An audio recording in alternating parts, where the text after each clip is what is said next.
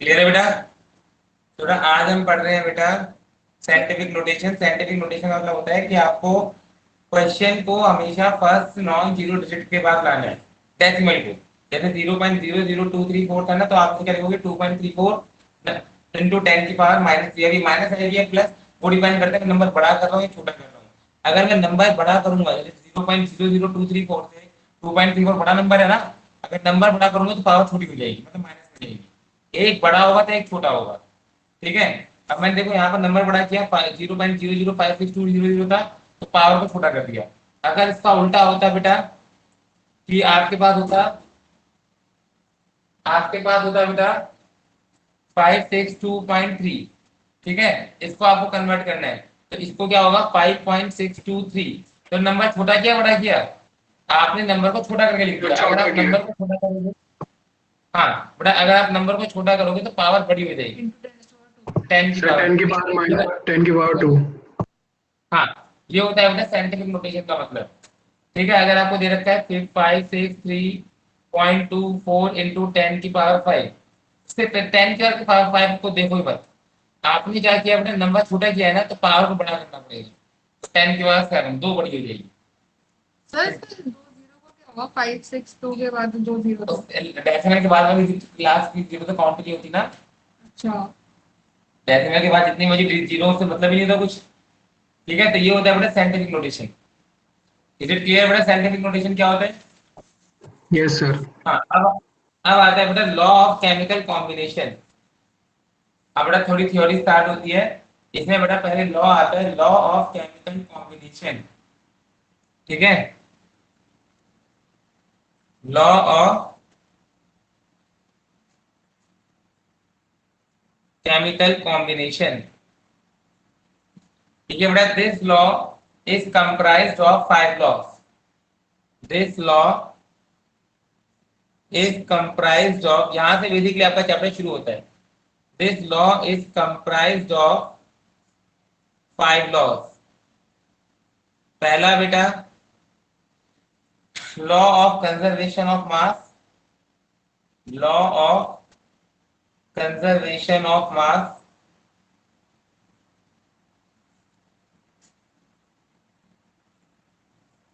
Law of conservation of mass. Law of constant proportion. Law of constant proportion. Law of multiple proportion. Law of multiple proportion.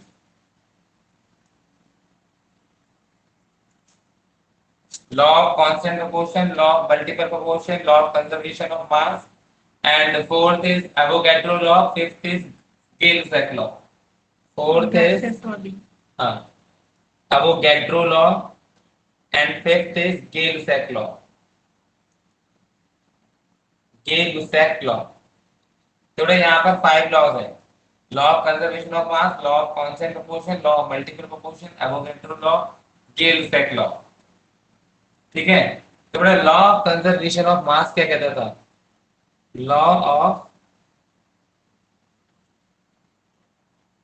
Conservation of मास बेटा ये कहता था mass is always conserve. It states that mass is always conserve in a chemical reaction. In a chemical reaction मतलब जितना reactant का मास है उतना ही product का मास होगा। एक्सेप्शन होती है न्यूक्लियर एक्सेप्शन। इसमें एक्सेप्शन होता है न्यूक्लियर रिएक्शंस, मतलब उसमें न्यूक्लियर रिएक्शन में मास एनर्जी में कन्वर्ट हो जाता है बेसिकली। ठीक है। Law of conservation of mass, energy में लिखते हैं energy can neither be nor can destroyed but can be transformed from one form to another। यहाँ भी ये होता है लॉ ऑफ कंजर्वेशन ऑफ मास का मतलब कि रिएक्टेंट का मास प्रोडक्ट के मास के बराबर होगा। रिएक्टेंट का मास कितना होता है बेटा? रिएक्टेंट का मास कितना होता है बेटा? सपोज आपके पास ये एक रिएक्शन है Na plus Cl gives MeCl। ठीक है। तो यहाँ पर Na का मास 23 है, Cl का 35.5 है, तो NaCl का कितना हो जाएगा बेटा? 58.5 ही बनेगा। ठीक है। Law of constant proportion. But law of constant proportion कुछ नहीं है, it is basically the compound. कि कंपाउंड जब तभी बनते हैं जब दो चीजें सेम प्रोपोर्शन में कंबाइन होती है, सेम रेशियो में। जैसे H2 बनाने के लिए हाइड्रोजन का 2 ग्राम और ऑक्सीजन का 8 ग्राम चाहिए ना, 16 ग्राम। तो वो होता है जैसे कंपाउंड की डेफिनेशन मिलती है, compound are form by the combination of two और more substances in definite ratio by mass. यही लॉ ऑफ कांस्टेंट प्रोपोर्शन है। यही जो स्टेटमेंट है, यही क्या है बेटा, law of constant proportion. Law of constant proportion ये कहता था बेटा कि compounds are formed by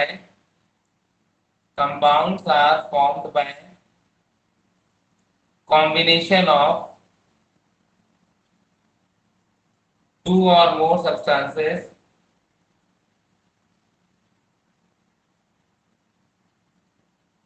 in a definite ratio by mass.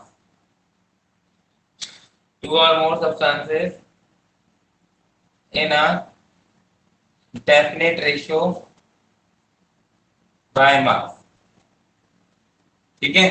Now next is law of conservation तो कंपाउंड में। मल्टीपल। हाँ, कॉन्सर्वेशन यही कर रहा। Now next is law of multiple proportion. Next is law of multiple proportion. बेटा इतना note हो गया मृदुल? हाँ सर। ठीक है। Law of multiple proportion. बड़ा लॉ ऑफ मल्टीपल प्रोपोर्शन एक बहुत ही अजीब सी बात करता था, जो तुक्के से सही निकली। Law of multiple proportion, any idea बेटा क्या कहता था? हाँ, एनी आइडिया बेटा क्या कहता था? जैसे नो सी सर। ओ है और सी ओ टू है, तो एक को हम फिक्स कर देते थे, एक के मास को फिक्स कर देते थे, तो उसकी दूसरे की रेशियो निकल आती थी, O और O2 की कितनी रेशियो है।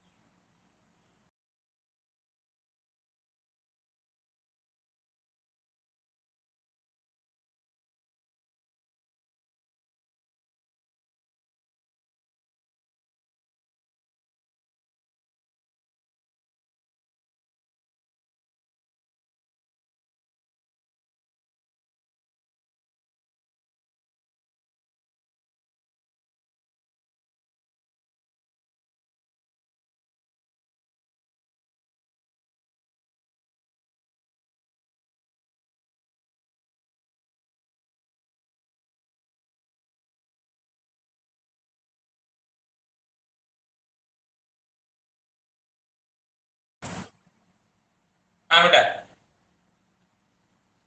एक मिनट, एक बच्चा और आ रहा है अभी। ये कहाँ अटक गई?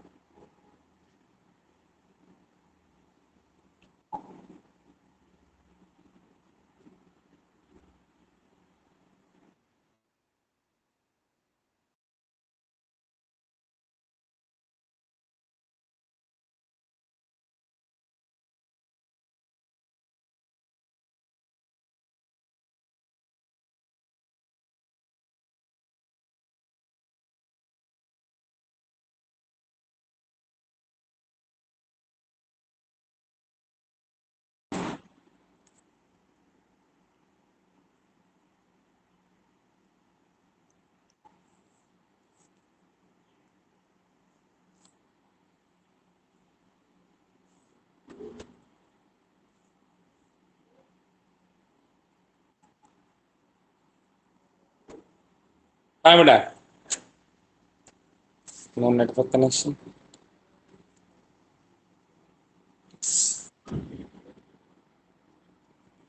She is not able to join.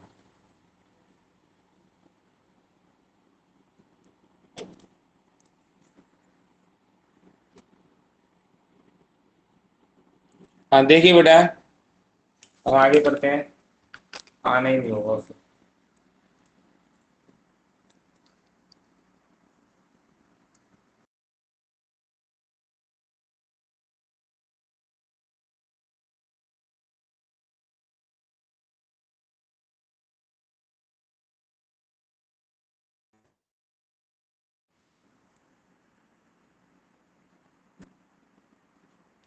ये कौन है अंदर इतना?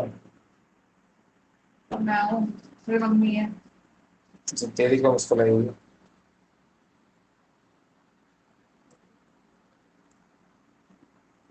हाँ मतलब देखिए, वो नहीं आ रहा बच्चा, आना हो तो आएगा।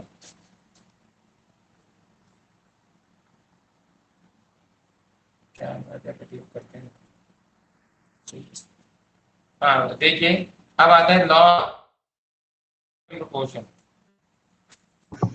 Law law of multiple proportion क्या कहता था बेटा?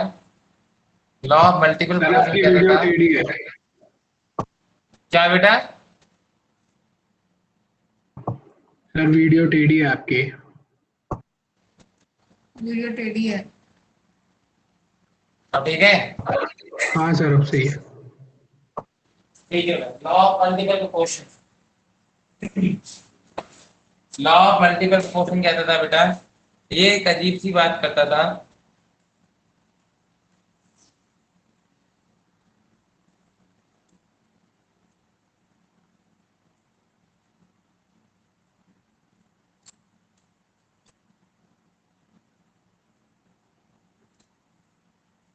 लॉ ऑफ मल्टीपल प्रोपोर्शन बेटा एक अजीब सी बात करता था। ये क्या कहता था बेटा कि कुछ तो कहता था, वही तो बोल रही हूँ। N2 प्लस 3H2 N2O और NO। तो यार एग्जांपल लेते हैं। H2 plus O2 gives H2O, and 2H2 plus O2 gives H2O2। यानी है H2 plus O2 gives H2O2 and H2H2 plus O2 gives 2H2O। ये आपके पास दो रिएक्शन है जिसमें हाइड्रोजन और ऑक्सीजन यूज हो रहे हैं। ठीक है, दो रिएक्शन है जिसमें हाइड्रोजन और ऑक्सीजन यूज हो रहा है, लेकिन दोनों का जो मास है वो अलग अलग है। ठीक है, तो और प्रोडक्ट भी अलग अलग बन रहा है। तो अगर ये कह देता है कि अगर दो रिएक्टेंट मिलकर दो या दो से ज्यादा प्रोडक्ट देने की काबिलियत रखते हैं, तो ऐसे में अगर आप देखेंगे इस रिएक्शन में हाइड्रोजन 2 ग्राम है, ऑक्सीजन कितना ग्राम है बेटा? 32 ग्राम। इस रिएक्शन में हाइड्रोजन 4 ग्राम है, 2H2, H2 का मास होता है 2 ग्राम। एक H का एक, H2 का मतलब 2 और 2H2 का मास कितना हो गया? 2 × 2 4 ग्राम है ना। तो 4 ग्राम हाइड्रोजन जो है 32 ग्राम ऑक्सीजन के साथ रिएक्ट कर रहा है। तो ये रूल कहता था कि अगर दो रिएक्टेंट मिलकर दो या दो से ज्यादा प्रोडक्ट देते हैं, तब अगर आप एक रिएक्टेंट के मास को फिक्स मान लो, एक रिएक्टेंट की दोनों रिएक्शन में एक रिएक्टेंट का मास बराबर मान लो। ठीक है, कि इसमें अगर ऑक्सीजन 32 है तो इसमें भी ऑक्सीजन 32 हो गई, और दूसरे के मास की रेशियो निकालो। दूसरे के मास की क्या निकालो बेटा? रेशियो। अगर आप दूसरे के मास की रेशियो निकालोगे वो हमेशा किसमें आएगी? Small whole number. मतलब आंसर ऐसा आएगा 2:4, 1:2 आ गया ना। तो आंसर ऐसा आएगा 1:2, 2:1, 2:3, 1:3, ऐसे आंसर आएंगे। ये लॉ था। तो देखिए बेटा, law of multiple proportion, it states that if two reactants it states that if two reactants combine to give two or more products, if two reactants combine to give two or more products, then it states that if two reactants combine to give two or more products, then if mass of one of the reactant is kept constant, If mass if mass of one of the reactant is kept constant, then if mass of one of the reactant is kept constant, then mass of then ratio of mass of second reactant used will always be, if mass of one of the reactant is kept constant, then ratio of mass of second reactant used will always be in small whole numbers. second Reactant used will always be in small whole numbers. Will always be in small whole numbers.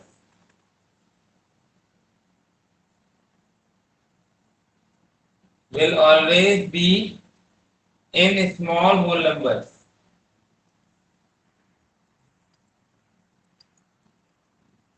हाँ बेटा, इसका example, एक और example देखिए sir एक बार repeat कर दोगे आप इसकी डेफिनेशन? बेटा। ये कहता था if two reactants combine to give two or more products, if two reactants combine to give two or more products, then if two reactants combine to give two or more products,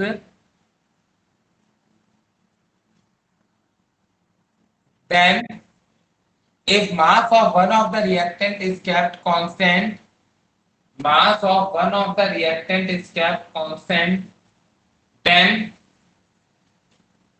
if mass of one of the reactant is kept constant, then ratio of masses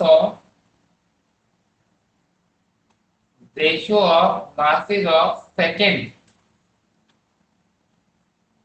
ratio of mass of second reactant used will always be ratio of mass of second reactant used will always be in small whole numbers. Will always be in small whole numbers. क्यों ना? इसके बाद लिखिए, इसके बाद लिखिए बेटा, एक और एग्जांपल लिखिए। N2 plus O2 gives N2O, 2N2 plus O2 gives N2O, and N2 plus O2 gives N2O2। ठीक है, तो ना इसमें देखिए ये दोनों रिएक्टेंट मिलकर अलग अलग प्रोडक्ट दे रहे हैं। इसमें जो ऑक्सीजन यूज है 32 ग्राम है, इसमें जो ऑक्सीजन यूज है 32 ग्राम है। एक का मास फिक्स है, आप दूसरे के मास का रेशियो निकालिए। यहाँ पर N2 28 है, यहाँ पर N2 56 है। तो एक का मास फिक्स करने के बाद दूसरे के मास की रेशियो निकालिए, क्या आएगा बेटा? Small whole number. एक का मास फिक्स करने के बाद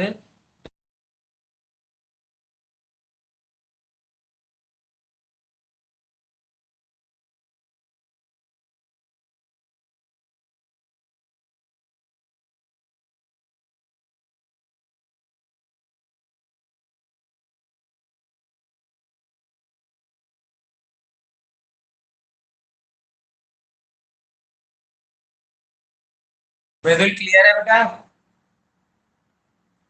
यस सर।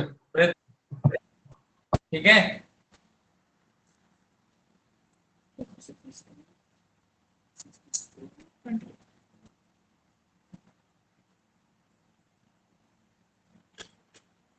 तो आंसर किसमें आएगा बेटा? 56:28, मतलब 2:1, 2:1। इसके बाद आता है बेटा, इसके बाद आता है बेटा, आप एक क्वेश्चन लिखिए, इसी के ऊपर थोड़ा टेढ़ा क्वेश्चन है थोड़ा सा। तो लिखिए बेटा, there are two oxides of an metal. Yes, sir notebook नहीं दिख रही सर, ऊपर नोटबुक वॉल नहीं दिख दिख रही है रही? सर, वॉल क्या दिख नहीं रही कर है रहा बेटा? सर। आपका एसी दिख रहा है, नोटबुक नहीं दिख रही। अच्छा, यस। हाँ हाँ बेटा, सर अब आ गया। हाँ बेटा लिखिए, there are two oxides, question लिखिए बेटा इसके ऊपर, there are two oxides of a metal. एक मेटल के दो ऑक्साइड्स हैं। There are two oxides of a metal. ठीक है, they are heated with hydrogen,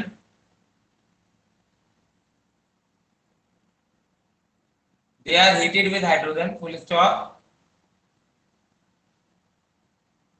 The water produced in each case, the water produced in each case, the water produced in each case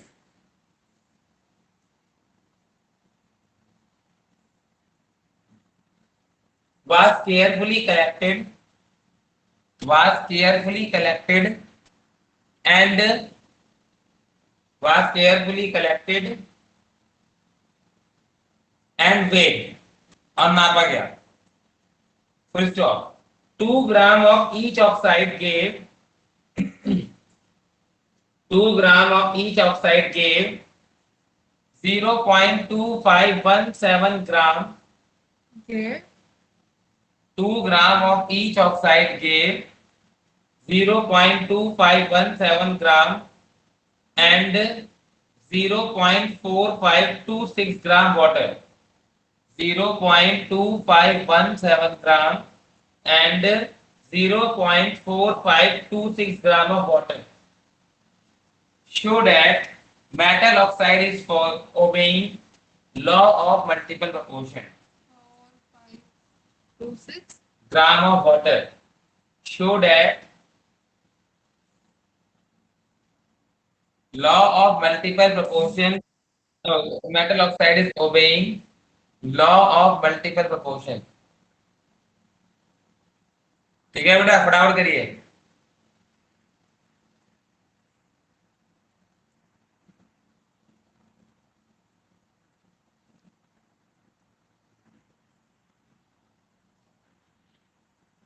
फटाफट करिए बेटा.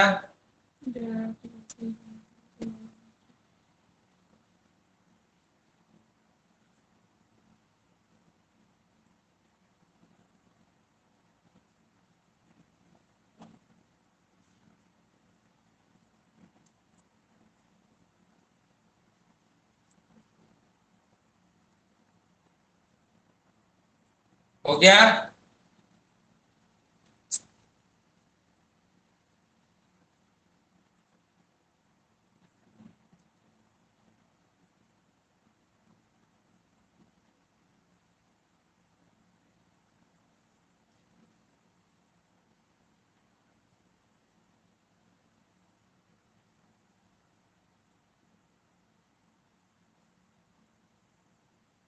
देखो question क्या दे रखा है बेटा, आराम से देखिएगा. क्वेश्चन दे रखा था आपके पास 2 मेटल ऑक्साइड है. ठीक है, आपके पास एक मेटल ऑक्साइड है MO, मतलब ये आपका कोई मेटल पहला मेटल ऑक्साइड है, ये आपका दूसरा मेटल ऑक्साइड है. दोनों को हाइड्रोजन के साथ हीट करेंगे तो क्या मिलेगा? मेटल अलग हो जाएगा, पानी अलग हो जाएगा. दोनों में सेम ही रिएक्शन होनी है. मेटल अलग हो जाएगा, पानी अलग हो जाएगा. ये वो कह रहा है कि इस मेटल ऑक्साइड का मास भी 2 ग्राम था, इस मेटल ऑक्साइड का मास भी 2 ही ग्राम था. ठीक है, दोनों मेटल ऑक्साइड का मास 2 ग्राम गिवन था. लेकिन ऐसा करने पर 2 ग्राम मेटल ऑक्साइड लेने पर जो पानी बनाए बेटा, पानी पहले केस में बनाए 0.257 ग्राम. यहाँ जो पानी मिला है वो 0.257 ग्राम है और दूसरे केस में मिला है 0.4526 ग्राम. ये दोनों केस में आपको पानी का अमाउंट दे रखा है. पानी कितना है? 0.2517 ग्राम, 0.4526 ग्राम, दोनों केस में दे रखा है. तो ये बेटा अब देखिए, अब क्वेश्चन को छोड़ दीजिए भाई, इसके अंदर कुछ मेटल है और कुछ ऑक्सीजन है. यस और नो? इस 2 ग्राम के अंदर कुछ मेटल होगा, कुछ ऑक्सीजन होगी. ऐसे इस ग्राम के अंदर कुछ मेटल होगा, कुछ ऑक्सीजन होगी, है ना? लेकिन ये मेटल ऑक्सीजन है कितने कितने, ये मुझे नहीं पता. ये मेटल और ऑक्सीजन है कितने कितने, ये मुझे नहीं पता. इन्हीं का रेशो मुझे कंपेयर करना है. इनमें से किसी एक का मास फिक्स करना पड़ेगा और दूसरे का रेशो निकालना स्मॉल होल नंबर्स में. लेकिन दिक्कत क्या है, ना तो मुझे मेटल का मास पता है, ना ही ऑक्सीजन का मास पता है. तो आप पहले केस में देखिए, मुझे H2O का मास पता है. भाई H2O में जो ऑक्सीजन है वो तो मेटल ऑक्साइड से आई है ना. तो पहले आप पता लगाओ H2O में ऑक्सीजन कितनी है. अब आप लिखोगे बेटा कि आप सिंपल H2O की रिएक्शन लिखो कि H2 कैसे बनता है, 2H2 प्लस O2 के H2O. नॉर्मली H2O ऐसे बनता है ना. तो आप क्या लिखोगे, 2 मोल हाइड्रोजन, 1 मोल ऑक्सीजन मुझे 1 मोल पानी देती है, 1 मोल ऑक्सीजन मुझे 1 मोल H2O देती है. 1 मोल O2 का मास कितना होता है? 32 ग्राम. 32 ग्राम ऑक्सीजन मुझे 18 ग्राम पानी देती है. पानी मेरे को कितना वाला है? 0.2577 ग्राम. तो 32/18 इंटू 0.2517 ग्राम ऑक्सीजन मिलेगा मुझे 0.2517 ग्राम H2O से. मतलब बेसिकली मैंने क्या किया, पहले 1 ग्राम का निकाला कि 1 ग्राम H2O कितना देगा, 18 से डिवाइड कर दिया। 1 ग्राम H2O के लिए का इतना ऑक्सीजन लगेगा, मुझे बनाने 0.2517 ग्राम H2O, तो आएगा 32/18 इंटू में 0.2517 ग्राम O2। यस और नो? ठीक है, तो ये आ जाएगा बेटा 30। अगर आप ये समझ नहीं आया आपने कैसे किया है। वो लास्ट वाला कंसेप्ट यूज हुआ नहीं या फिर क्या था? बेटा अगर आप बचपन में, अगर आपने ध्यान दिया हो कि 5-10 पेन 50 रुपए के हैं, 10 पेन 50 रुपए के थे, तो एक पेन, 2 पेन कितने के होंगे? तो एक पेन 5 रुपए का हो गया, 50/10 5 रुपए का हो गया। 2 पेन कितने के हो गए बेटा? 10 रुपए के। ये बात बचपन में पढ़ते थे नहीं पढ़ते थे बेटा? हाँ, यूनिटरी मीटर। हाँ सर। यूनिटरी, यूनिटरी मेथड किसे कहते थे? यही यहाँ लगाया बेटा। 1 मोल ऑक्सीजन आपको 1 मोल H2O देता है। 1 मोल ऑक्सीजन का मास कितना होता है? 32 ग्राम। 32 ग्राम ऑक्सीजन मुझे 18 ग्राम पानी देता है। 32 ग्राम ऑक्सीजन मुझे 18 ग्राम पानी देता है। ठीक है, तो एक, अब ये मुझे मिलेगा कि 32 ग्राम ऑक्सीजन 18 ग्राम पानी मिलेगा। अब यूनिट क्या लगा, 1 ग्राम कितने में मिलेगा? इसको डिवाइड में ले गया, कितना चाहिए था? 0.2517, उससे मल्टीप्लाई कर दिया। अरे बात समझ आ गई नहीं? हाँ सर। सर डिवाइड नहीं किया था, 18 डिवाइड बाय 32 क्या कह रही है बेटा? निकाला गया, H2 निकाला ना, H2O सर डिवाइड नहीं होना चाहिए था। क्यों थायराइड इधर लाया हो ना? ठीक है, ये आ जाएगा बेटा 0.447 0.447, मतलब इस मेटल ऑक्साइड के अंदर 0.47474 ग्राम ऑक्सीजन। मेटल कितना होगा इसके अंदर? 0.4474 ग्राम क्या थी बेटा? ऑक्सीजन -2 1.5526 ग्राम क्या होगा? मेटल होगा। सेम आप इसमें निकालो, इसमें ऑक्सीजन कितनी है, मेटल कितनी है, फटाफट निकालो। दूसरे के अंदर ऑक्सीजन कितनी है, मेटल कितनी है? क्योंकि इसमें H2O का मास बदल गया है ना, तो इसके अंदर ऑक्सीजन ज्यादा होगी। फटाफट बताइए, रिएक्शन यही रहेगी। हाँ? 2H2 प्लस, यस सर वो मेटल का कैसे आया? बड़ा, टोटल 2 ग्राम था ना। अच्छा ठीक है सर, ठीक है ठीक है ठीक है।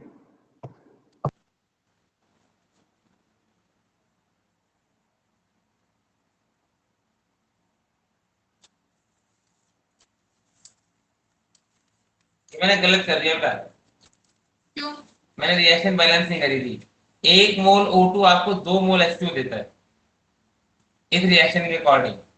मैंने तो 1 मोल O2 आपको 2 मोल देगा ना, तो 2 मोल का मास 36 ग्राम हो जाएगा। तो ये 36 अपॉन में 36 आएगा, तो अपॉन में 36 आएगा, मतलब ये आएगा 0.22 3×6 7, ये आएगा। मैंने रिएक्शन गलत बैलेंस कर दी थी। 2H2 plus O2 gives 2H2O होगा। आप इसी के अकॉर्डिंग सॉल्व करिए आगे। यहाँ पर देखेंगे बेटा 1 मोल O2 फिर आपको 2 मोल H2 देगा। 1 मोल O2 आपको 2 मोल H2 देगा बेटा। 1 मोल O2 का मास कितना होगा? 32 ग्राम। 32 ग्राम ऑक्सीजन आपको 2 इंटू H2O का मास कितना होगा? 18। 18 ग्राम ऑक्सीजन देगा, H2O देगा। तो 1 ग्राम पानी कितने से बनेगा? 32/36 ग्राम ऑक्सीजन से। कितना ऑक्सीजन बनाना है बेटा? 0.257 ग्राम, ओ 0.4526 ग्राम। 0.4526 ग्राम H2O कितने से बनेगा? 32/36 इंटू 0.4526 ग्राम से। तो इसको आप सॉल्व करेंगे तो कितना आएगा बेटा? इसको आप सॉल्व करेंगे तो कितना आएगा? 32 डिवाइड बाय 36 इंटू 0.452 0.4526 कितना आएगा बेटा? 0.4023 0.4023। ये कितना बचेगा बेटा? -2। फिर 2 में से माइनस कर दो, 1.597, 1.59 मतलब 1.6 से करीब बचेगा ये। तो अब आप लगाएंगे बेटा। अब देखिए अभी फिर दिक्कत है, किसी भी रिएक्टेंट का मास सेम नहीं हुआ, किसी भी रिएक्टेंट का मास सेम नहीं हुआ। ये 0.22 कितना हो गया, 0.2237, 0.2237 है ना, दो में से माइनस करो कितना आएगा, 0.2237 माइनस 2, 0.2237 माइनस 2 क्या करना है। सही तो डेटा क्वेश्चन छोड़ देगी टीचर। आएंगे बेटा, ऐसे क्वेश्चन पेपर में आते हैं। हम तो कहेंगे टीचर आप खुद सॉल्व करके दिखाओ। 1.7763। अब दिक्कत क्या है बेटा, फिर दिक्कत अटक गई क्या, दोनों में से किसी का मान बराबर नहीं है। अब मल्टीप्लाई करेंगे इनको। अब आप देखो बेटा कंडीशन क्या बची है आपके पास, अभी पीछे आ जाऊंगा वापस। आपके पास कंडीशन क्या बची है, कंडीशन बची है फर्स्ट केस में जो मेटल है वो है 1.7763, ऑक्सीजन है। फर्स्ट केस में जो मेटल था वो है बेटा 1.7763, ऑक्सीजन है बेटा 0.2237। सेकंड केस में जो मेटल है वो है बेटा 1.6 और जो ऑक्सीजन है वो है 0.4 लगभग। अब बेटा इसमें क्या होता था, अब आपको एक का मास को फिक्स करना सेम करना पड़ेगा तभी दूसरे के मास की रेशियो निकालनी है। लॉ ऑफ मल्टीपल प्रोपोर्शन में एक का मास फिक्स करना पड़ेगा। यहाँ पर अगर ये 1 ग्राम होता, फिर स्टोइकियोमेट्री लगा दो, इतने ग्राम है तो इतनी ऑक्सीजन है। अगर ये 1 ग्राम होता तो ऑक्सीजन कितनी होती, 0.2237 अपॉन 1.7763। अगर ये 1 ग्राम होता तो ऑक्सीजन कितनी होती, 1.600। तो बेसिकली आपने एक मेटल का मास फिक्स कर दिया, इनकी रेशियो निकालो, ऑक्सीजन का फर्स्ट केस और ऑक्सीजन का सेकंड केस का रेशियो निकालो। 0.2237 अपॉन में 1.7763 इनटू में 0.400 अपॉन में 1.600। तो ये सॉल्व करके काटाकाटी बचा दो इसमें, तो ये कितना आएगा लगभग जो भी आएगा ये 1.600 है। हाँ 4 से कट जाएगा ना, 4 का टेबल है हाँ तो पॉइंट वो तो काट पीट के आ जाएगा। काट के पूछा अप्रॉक्स आंसर लिखना है 0.2237 इनटू में 1.6 डिवाइड बाय 0.4 डिवाइड बाय 1.77।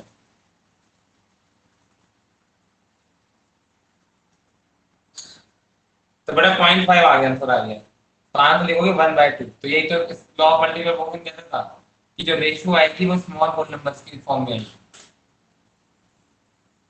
इसको काट पीट करके 0.5 आ गया। ये 1/4 नहीं आना था। अबे तो ऊपर वाले से पूरा सॉल्व कर रहे हैं। अच्छा वो तो करना है। अच्छा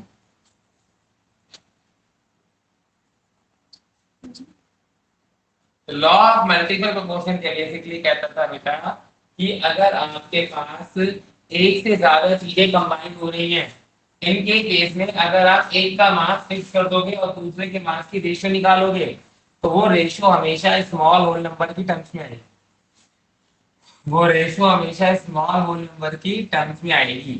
तो यहाँ पर आपको ऐसे ही क्वेश्चन आएंगे बेटा। ये तो खैर ज्यादा ट्रिकी क्वेश्चन था कि पहले आपको ऑक्सीजन निकालना पड़ा कि मेटल ऑक्साइड के अंदर कितना ऑक्सीजन है, फिर मेटल निकालना पड़ा। अब दोनों में कोई भी चीज सेम नहीं हुई, जब आपने दोनों मेटल ऑक्सीजन अलग अलग काउंट कर लिए कितने कितने हैं, उनके अंदर कोई भी चीज सेम नहीं हुई। लेकिन लॉ ऑफ मल्टीपल प्रोपोर्शन तभी काम करता है जब कम से कम एक चीज क्या हो गई है बेटा, सेम हो गई है। जब एक चीज क्या हो गई है बेटा, सेम हो गई है। यस और नो? ठीक है, तो दोनों को एक एक चीज को सेम करने के लिए आपने दोनों का 1-1 ग्राम का, दोनों को 1-1 ग्राम के लिए निकाल दिया कि अगर इतने मेटल के साथ कितनी ऑक्सीजन है तो 1 ग्राम के साथ कितनी होगी, इससे डिवाइड कर दो। इतने मेटल के साथ कितनी ऑक्सीजन है तो 1 ग्राम के साथ क्या होगी, इससे डिवाइड कर दो। That's all. ये होता है बेटा लॉ ऑफ मल्टीपल प्रोपोर्शन।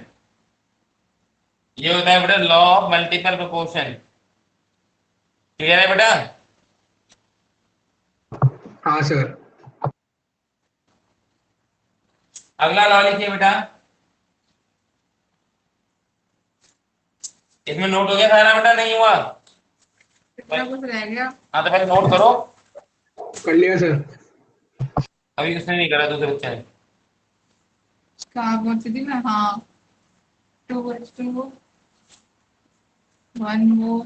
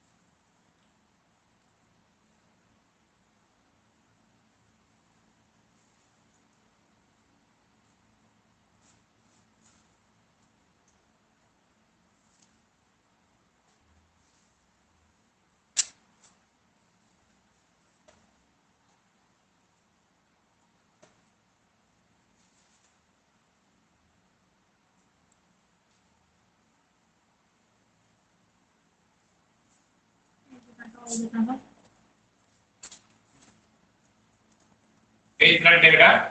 अरे सर आपका वो कैमरा आ रहा है।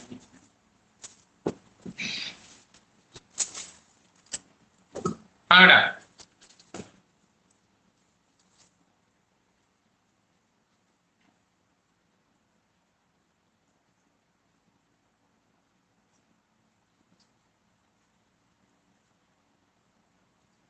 नेक्स्ट है बेटा एवोगैड्रो लॉ। एवोगैड्रो लॉ तो बिल्कुल वाहियात लॉ था, ये तो आप बता सकते थे। जो बात एवोगैड्रो ने कही वो बिल्कुल ही वाहियात थी।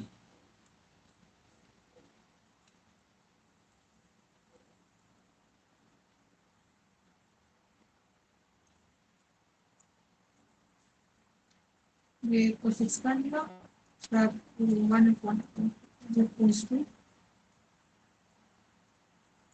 हाँ बेटा।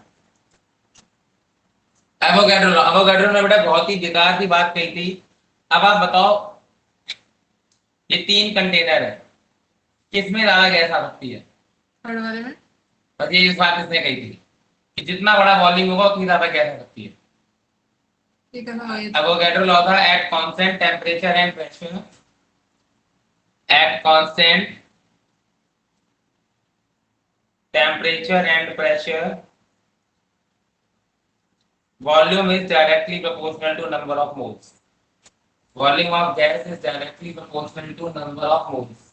V जो है वो n पर डिपेंड करता है। Volume of gas is directly proportional to number of moles. V is directly proportional to n.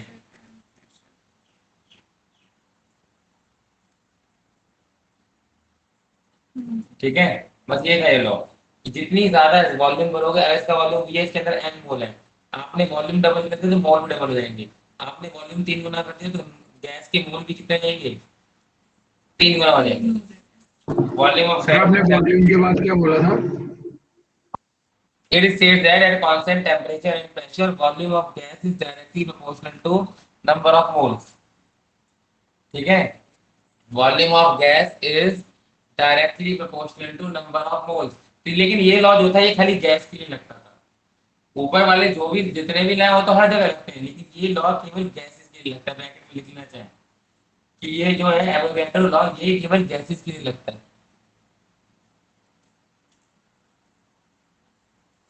ठीक है, इसके बाद मेरा लास्ट लॉ आता था इसका जे-लुसैक लॉ।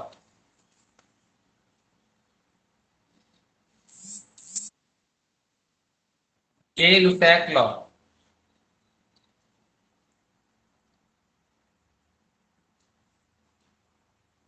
जे-लुसैक लॉ क्या कहता था बेटा? ये थोड़ी अजीब सी बात करता था, जैसे H2 plus O2 gives H2O। Suppose मेरे पास 10 ग्राम हाइड्रोजन है, 15 ग्राम ऑक्सीजन है और ये पूरी कंप्लीटली यूज हो रही है। सपोज कर रहा हूँ ये कंप्लीटली यूज हो रही है, तो यहाँ पर पानी कितना बनेगा? 25 ग्राम आया ना। तो ये लॉ ऑफ कंजर्वेशन ऑफ मास काम कर रहा है। This is what is called law of conservation of मास, कि अगर रिएक्टेंट और प्रोडक्ट का मास हमेशा सेम आएगा, ठीक है, लॉ ऑफ कंजर्वेशन ऑफ मास। लेकिन अगर मैं कहता हूँ ये मेरे पास 20 ml है, ये 10 ml है, वॉल्यूम की बात करता हूँ, तो क्या होगा? feasible। ये 30 ml नहीं बनेगा, क्योंकि law of conservation of volume नाम का कोई लॉ नहीं है। वॉल्यूम उतना ही बनता है जितने मोल्स होते हैं। अगर इसका अगर ये 2v था, अगर यहाँ पर 2 है ना, तो मतलब ये 2v यूज होगा। यहाँ पर 1 है तो ये 1v यूज होगा। ये 2 मोल है तो यहाँ पर 2v बनेगा, मतलब 20 ml ही बनेगा। जो वॉल्यूम है वो मोल्स पे डिपेंड करता है, स्टोइकियोमेट्रिक कोएफिशिएंट्स कहते हैं यहाँ पर। जो रिएक्शन के मोल्स होते हैं उनको हम, इनके लिए क्या वर्ड यूज होता है बेटा? Stoichiometric coefficients. स्टोइकियोमेट्रिक कोएफिशिएंट्स पे डिपेंड करता है। जैसे N2 plus 3H2 gives 2NH3। मैं कहता हूँ ये मेरा 20 ml है, तो बताओ हाइड्रोजन कितना यूज होगा? वॉल्यूम की बात कर रहा हूँ। 1 mole N2 gives 3 mole of hydrogen। 1 mole N2 react करता है 3 मोल हाइड्रोजन का, 2 मोल NH3 बनाता है। तो अगर बेटा ये 1v है तो ये कितना बनेगा? 3v। और ये कितना बनेगा? 2v। अगर ये 20 ml है तो ये कितना यूज हुआ होगा? 30 नहीं नहीं 60 60। और ये कितना बना होगा? 40। अरे समझ आ गया बेटा या नहीं आया? सर नहीं आया ये। ठीक है, एक और एग्जांपल लो बेटा। मतलब पहले इसी को देखो, N2 plus 3H2 gives 2NH3। इसका 1 मोल है ना, तो अगर ये इसका वॉल्यूम 1v है, तो इसके 3 मोल है तो इसका वॉल्यूम 3v होगा, 3 गुना होगा। तो ये 20 ml की बनता तो ये 3 गुना हो गया 60 ml। और इसके कितने मोल है? 2, तो ये कितना बनेगा? 2v, मतलब डबल बनेगा। तो 20 का दुगना हाँ कितना हो सर, सकता आ है? गया, आ गया सर। बात समझ आगे नहीं आगे बेटा? हाँ सर, हाँ, मैं यही सोच रहा था कि 60 कैसे आया, आ गया समझ सर। 3 गुना हो गया ना बेटा, मोल 3 गुना था तो ये भी 3 गुना हो गया ना। ये दुगना था तो ये हाँ इसका सर, दुगना हो गया।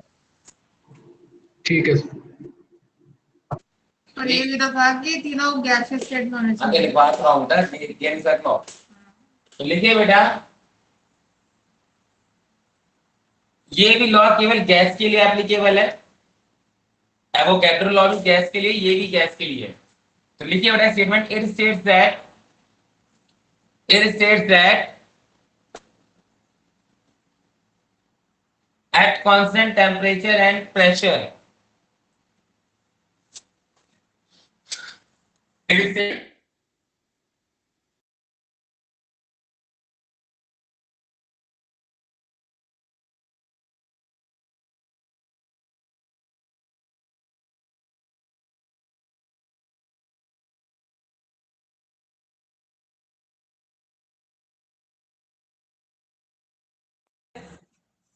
temperature and pressure, volume of gases used or formed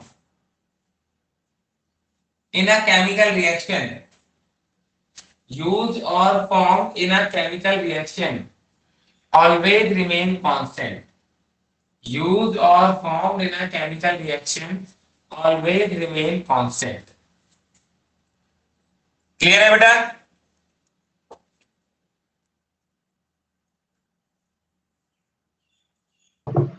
हाँ सर। पर आज के लिए बहुत है। अब बेटा 4 बजे क्या कह सर रहे इसी हैं पे बेटा? करनी है ज्वाइन, इसी पे ज्वाइन करनी है। हाँ, 30 मिनट पे क्लास होंगी। ठीक है सर। इसमें क्लास ऑटोमेटिकली रिकॉर्ड हो जाती है। मुझे भी तो रिकॉर्ड करनी पड़ती है, यूट्यूब पे डालनी पड़ती है। हाँ सर। ओके।